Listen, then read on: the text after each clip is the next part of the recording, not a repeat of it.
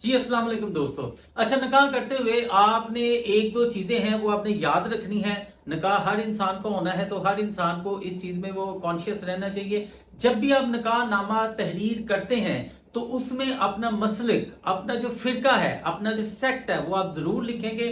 उससे क्या होगा कि जब भी आपने हक महर लेना या देना होता है तो आपने अपने फिरके के मुताबिक चलना है।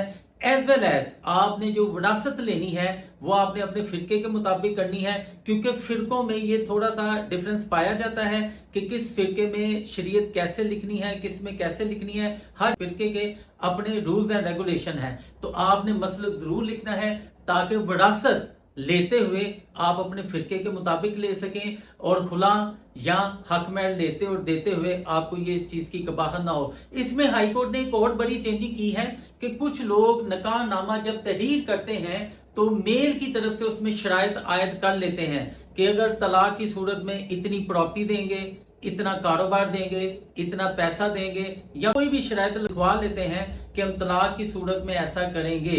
तो हाई कोर्ट ने ये तमाम शराइत को गैर कानूनी करार दिया है। इस तरह की कोई भी शर्त निकाह नामे में वैलिड ना है। और दूसरी बात, निकाह नामा आप यूनियन कौंसिल जब आपने इंदराज करवाना होता है तो कई लोगों में ये होता है, लड़की वाले समझते जी हमने अपने इलाके में इंदराज कराना है, या लड़के वाले समझते हैं हमने अपने इलाके में इंदराज कराना है। तो इसमें ऐसा कुछ नहीं है। निकाह नामा आप पाकिस्तान में जिस यूनियन में चाहे वो इंदराज करा सकते हैं, वो 100% वैलिड होगा। तो जिसमें चाहे हम निकाह नामा इंदराज करा सकते हैं। ये चंद जरूरी ऐसी बातें हैं जिनको आपने ड्यूरिंग निकाह लिखते हुए आपने अपने जहन में रखनी है, जो कि सबके लिए बड़ी जरूरी है, सबके लिए बड़ी अहम है।